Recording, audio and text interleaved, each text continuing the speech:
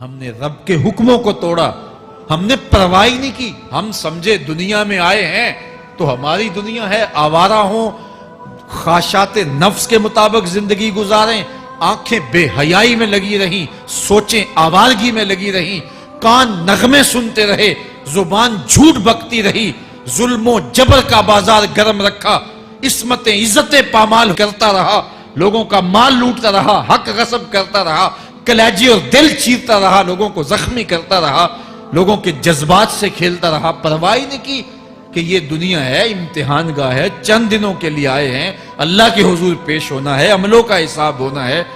اب جب وہ دیکھیں گے کہ ہمارے ساتھ کیا ہونے والا ہے تو ان کے چہرے پہلے بگڑ جائیں گے۔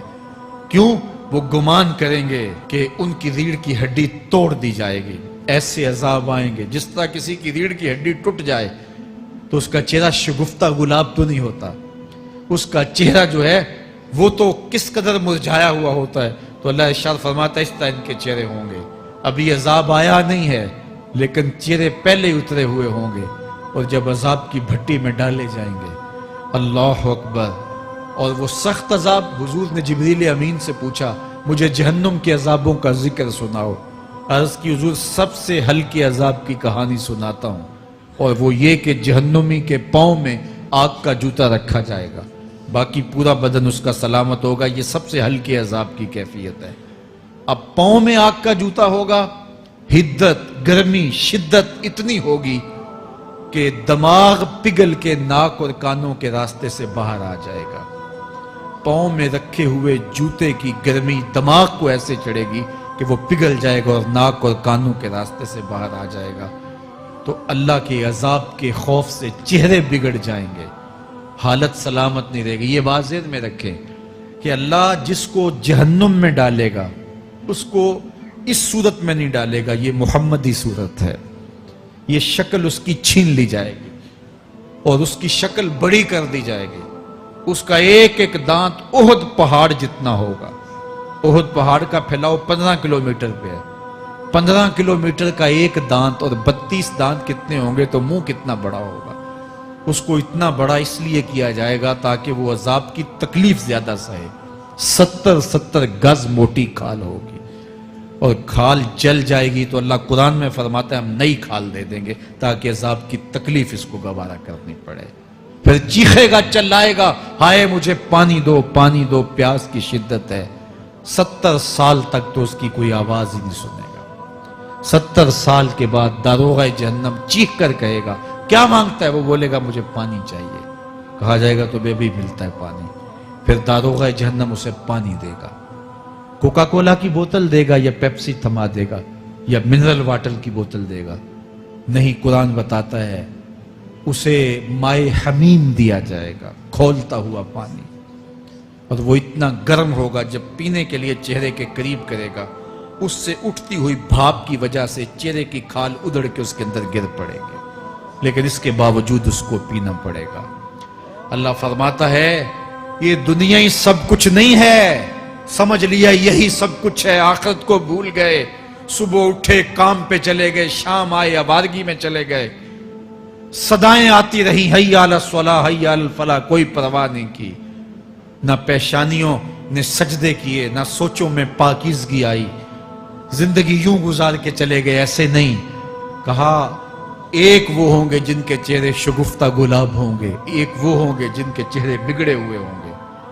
اللہ اکبر، کلا اذا بلغت التراقی، یہ تو قیامت کا منظر ہے نا، قیامت سے قبل بھی ایک منظر ہے، اللہ اس منظر کو بھی بیان کر رہا ہے، کلا اذا بلغت التراقی، ہاں جب جان گلے کو پہنچ جائے گی۔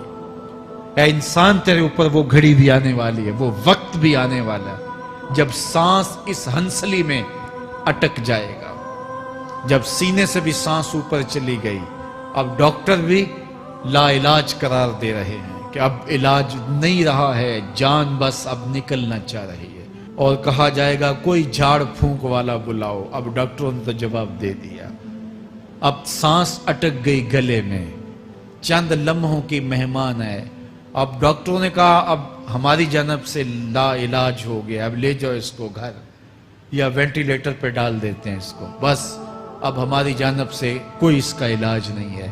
اب گھر والے روتے ہیں, کہتے ہیں کوئی جھاڑ پھونک والا لاؤ, کوئی دم والا لاؤ, شاید وہ کوئی دم کرے تو اس کی جان میں جان آ جائے. ڈاکٹروں نے تو لا علاج قرار دے دیا. وَظَنَّ عَنَّهُ الْفِرَاقِ.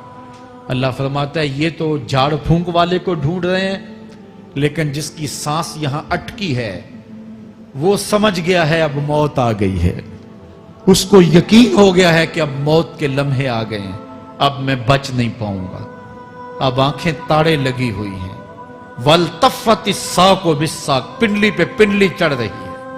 جب موت آ جاتی ہے تو پھر پنڈلی سے پنڈلی لپٹ جاتی ہے, اس کو پھر جدا کرتے ہیں اور جدا کر کے دونوں انگوٹھے باندھ دیتے ہیں تاکہ پنڈلی کے اوپر پنڈلی نہ چڑھے.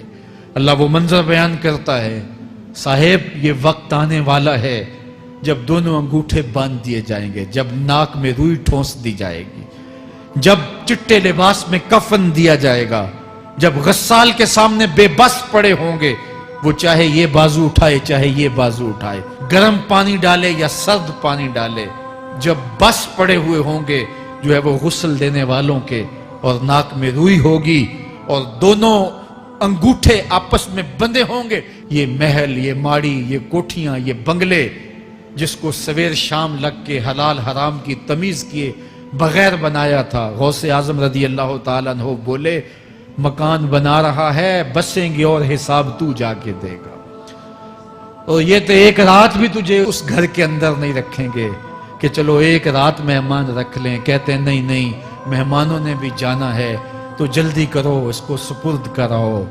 وہ تو تیرا لباس بھی پھاڑ کے اتاریں گے, خود غسل دینے کے لیے تیار بھی نہیں ہے. تجھ سے خوف آنے لگا ہے, جاندی واری ڈرونا بنے ہوتے, ہاتھ نہ لاندے ڈر دے, جنہ لئی تو پاپ کمائے اج کتھے نہیں تیرے کر دے.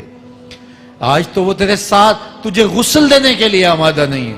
وَالْتَفَّتِ السَّاقُ بِالسَّاقِ. جب پنڈلی پہ پنڈلی چڑھنے لگ جائے گی, إِلَىٰ رَبِّكَ يَوْمَئِذٍ الْمَسَاقُ. اس دن تیرے رب کی طرف ہی لوٹ کے جانا ہے. فَلَا صَدَّقَ وَلَا صَلَّىٰ. اس نے نہ تو سچ مانا اور نہ نماز پڑھی. وَلَٰكِنْ كَذَّبَ وَتَوَلَّىٰ. ہاں جھٹلایا اور منہ پھیر کے چل پڑا. ثُمَّ ذَهَبَ إِلَىٰ أَهْلِهِ يَتَمَطَّىٰ. پھر اپنے گھر کو اکڑتا ہوا چلا. اولا لَكَ فَأَوْلَىٰ ثُمَّ أَوْلَىٰ لَكَ فَأَوْلَىٰ. تیری خرابی آ پہنچی, ہاں تیری خرابی آ پہنچی. اَيَحْسَبُ الْإِنسَانُ أَن يُتْرَكَ سُدًى. انسان دنیا میں یہ گمان کرتا ہے اس کو سدا چھوڑ دیا جائے گا. سدا عربی میں ایسے اونٹ کو کہتے ہیں جس کی مہار کسی کے ہاتھ میں نہ ہو. شترے بے مہار, جہاں مرضی جس گھاٹ سے چاہے پانی پیے, جہاں سے مرضی چارہ لے, تو شترے بے مہار کو کہتے ہیں سدا. تو یہ انسان بھی گمان کرتا ہے کہ میں بھی سدا ہوں, مجھے کوئی کیوں پوچھے, میرے جذبات پہ کوئی کیوں قدغن لگائے, مجھے کیوں روکے کوئی. بالخصوص جوانی کے ایام کے اندر جوان کو بڑا ہوتا ہے کہ کوئی مجھے کیوں, وہ تو ماں باپ کے کہنے میں بھی نہیں آنا چاہتا. وہ کہتا ہے کیوں مجھے روکتے ہیں, میری جوانی ہے, میرے جذبات ہیں, مجھے آزادی سے جینے دو, کیوں میرے راستے میں رکاوٹ بنتے ہو, میں سدا ہوں. اللہ فرماتا ہے نہیں, ایک اونٹ تو سدا ہو سکتا ہے جس کو میں نے اشرف المخلوقات بنایا ہے, اس کو تو سدا نہیں چھوڑوں گا, اس کو تو پابند بناؤں گا حکام کا. اب وہ کہتا ہے کہ نہیں نہیں, یہ کیسے دوبارہ اٹھائے جائیں گے. اب دوبارہ وہی بات پھر آ گئی. الم یک نطفۃ من منی یمنا. اللہ فرماتا ہے ایک بوند تھی نا, پانی کا ایک قطرہ تھا جو رحم مادر میں رکھا گیا. ثم کان علقہ, پھر وہ پانی کا قطرہ لوتھڑا بنا. فخلق فسوی, پھر اللہ نے اسے پیدا فرمایا اور پھر ٹھیک ہموار کیا.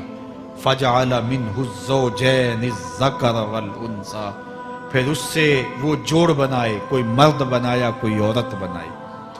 کہا اب غور کر, اب تیری آنکھیں دیکھتی ہیں, بجلیاں چمکتی ہیں, تیری زبان کا طوطی بولتا ہے, لوگ اشش کرتے ہیں تیری گفتگو پہ, تیری گفتار پہ صدقے جاتے ہیں, تیرے لہجے کے جمال کو دیکھتے ہیں, تیرے سینے کا زور, تیرے پنجوں کی طاقت, تیری دماغ کی تیزیاں اور تیری سوچوں کے اجالے, تیری زوردار ٹانگیں, تیرے کڑیل بازو اور تیری چوڑی چھاتی, اور تیرے گلاب کی پتیوں جیسے ہونٹ، اے انسان یہ سب کچھ کہاں تراشا گیا؟ ماں کے رحم میں، اس تاریکی میں جو 3 پردوں میں تھی، تیرا سر تیرے گھٹنوں میں تھا، اور تیرے رب نے وہاں تیرے اندر نسوانیت یا رجولیت کی صلاحیتیں پیدا کی، تیری آنکھوں میں چمک پیدا کی، تیرے کانوں میں نغمے بکھیرے، تیری زبان کے پٹھوں پہ قوت ذائقہ رکھی،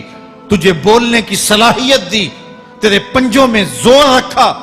آج تو مفتی شہر ہے، آج تو علامۃ الدہر ہے، آج تو قاضی القضات ہے، آج تو منسٹر ہے، آج تو وزیر اعظم ہے، آج تو پہلوان ہے، آج تو شہزادہ ہے، آج تو بادشاہ ہے، آج تو زوراور ہے، آج تیری طاقت کے کیا کہنے؟ آج شیروں کو تو نچا لیتا ہے، ہاتھیوں کو تو بٹھا لیتا ہے، آج تو بڑا زوراور گھڑ سوار ہے، آج تیری طاقت کے کیا کہنے؟ تو کشتی کرتا ہے، زمانہ دیکھنے آتا ہے، آج تیری طاقت کے شوہرے ہیں، تیری عظمت کے تنتنے ہیں، لیکن انسان تو ایک ناپاک قطرہ تھا اور رحم مادر میں تھا۔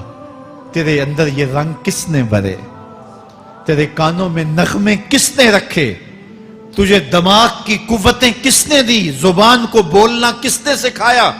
آنکھوں میں توانائیاں کس نے رکھی؟ تیری زبان کا طوطی بولتا ہے، یہ سلیقے کس نے دیے؟ پھر اللہ فرمایا، کتنا زوردار بیان ہے، الیس ذالک بقادر علی ان یحیی الموتى، جو ماں کے پیٹ میں ایک نطفے کو ایک خوبصورت انسان بنا سکتا ہے، ہڈیوں کو جوڑ کے دوبارہ انسان نہیں بنا سکتا؟ کیا وہ دوبارہ تجھے کھڑا نہیں کر سکتا اپنے سامنے پیش ہونے کے لیے، جس کے حکموں کو تو نے توڑا ہے، جس کے فرامین کا تو نے مذاق اڑایا ہے؟